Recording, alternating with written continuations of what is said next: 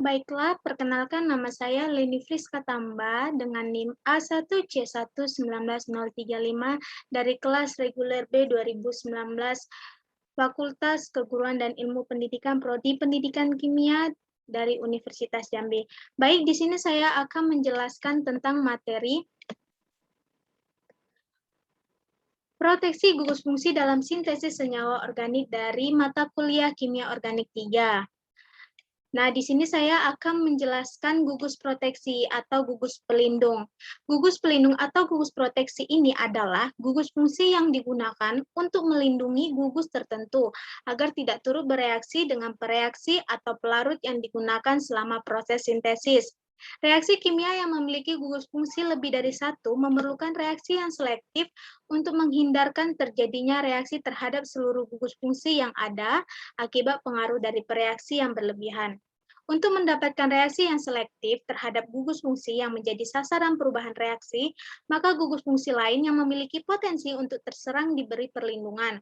Perlindungan terhadap gugus fungsi yang diharapkan tidak mengalami perubahan tersebut dilakukan dengan cara melindungi gugus fungsi itu terlebih dahulu secara selektif agar tidak terserang oleh reaksi yang diberikan. Nah, berikutnya yaitu alkil ester dan alkoksi-alkil. Eter tetrahidropiranil yang stabil untuk basis dan perlindungan akan dihapus oleh asam katalis hidrolisis. Misalnya, geraniol dilindungi sebagai geraniol tetrahidropiranil eter di hadapan piridinium p-toluenesulfonate atau PPTS reagen. Ini adalah eter dibelah dengan PPTS di etanol hangat. Selanjutnya yaitu gugus pelindung asam karboksilat secara umum.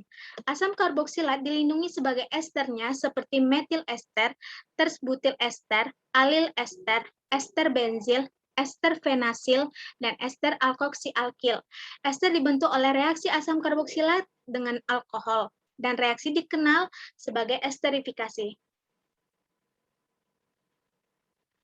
Meskipun banyak metode yang berguna dan dapat diandalkan untuk esterifikasi asam karboksilat, namun perlu mengetahui proses yang lain untuk menggantikan metodologi klasik dengan alternatif yang lebih jinak, ditandai dengan penerapan umum.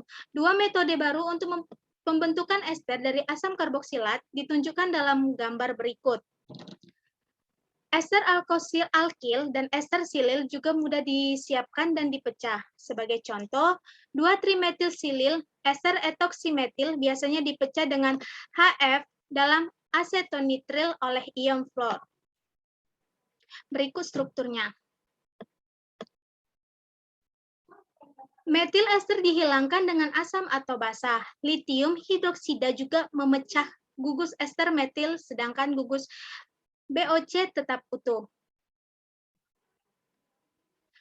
Nah, apabila terdapat suatu gugus fungsional yang dapat bereaksi dua kali, maka bahan awal dan produk pertama akan berkompetensi untuk menyerang reagen. Reaksi ini akan berhasil baik apabila produk pertama kurang reaktif.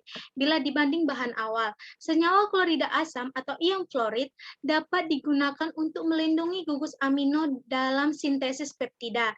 Diskoneksi ikatan ester diberikan bahan awal yang sederhana, tetapi dalam sintesis senyawa COCl2 atau fosgen, di mana hanya bereaksi sekali dengan pH CH2OH. Hal ini dapat berhasil karena separuh senyawa ester atau ion fluorid kurang reaktif karena dapat mengalami konjugasi atau fotolitik.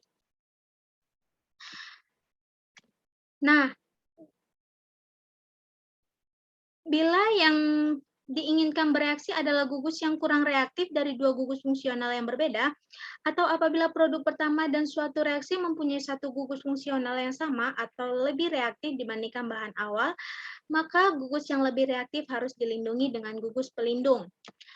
Perlu dicatat bahwa senyawa ion fluorid dapat bereaksi dua kali dengan gugus amino, tetapi produk pertama atau elektrolisis kurang reaktif karena lebih terkonjugasi dibanding senyawa ion fluorid. Dalam sintesis senyawa tiol, RSH dengan reaksi alkilasi langsung terhadap H2S merupakan reaksi yang tidak baik. Hal ini disebabkan karena produk yang terbentuk mempunyai reaktivitas yang relatif sama dengan bahan awal, sehingga reaksi akan berlanjut dan menghasilkan senyawa sulfida atau RSH. Untuk membuat senyawa tiol dapat digunakan senyawa tiorea atau eliminasi reduktif sebagai aktivitas H2S yang terlindungi. Garam tioronium tidak mampu bereaksi lebih lanjut dan susah terhidrolisis menjadi tiol. Baiklah, demikian penjelasan dari materi ini. Dan di sini saya mengambil 3 permasalahan, yaitu permasalahan yang pertama yaitu bagaimana cara agar tidak terjadinya reaksi yang berlebihan. Nah, di sini saya mengambil permasalahan ini karena saya ingin tahu apa yang mempengaruhi terjadinya reaksi yang berlebihan dan reaksi apa yang digunakan agar tidak terjadi reaksi yang berlebihan tersebut. Dan permasalahan yang kedua yaitu apa yang terjadi jika gugus fungsional dapat bereaksi 2 kali. Karena saya ingin tahu mengapa dapat bereaksi 2 kali. Seperti literatur yang saya baca bahwa terjadi reaksi 2 kali ini karena adanya reaksi yang kurang reaktif. Mengapa bisa terjadi hal seperti ini? Dan permasalahan yang ketiga, mengapa dalam sintesis senyawa tiol, RSH dengan reaksi alkilasi langsung terhadap H2S merupakan reaksi yang tidak baik?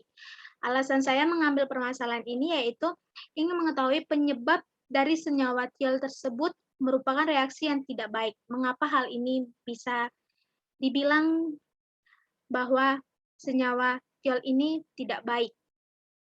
Mungkin ini penjelasan saya, semoga bermanfaat. Jika ada kata saya yang salah, saya mohon maaf. Terima kasih.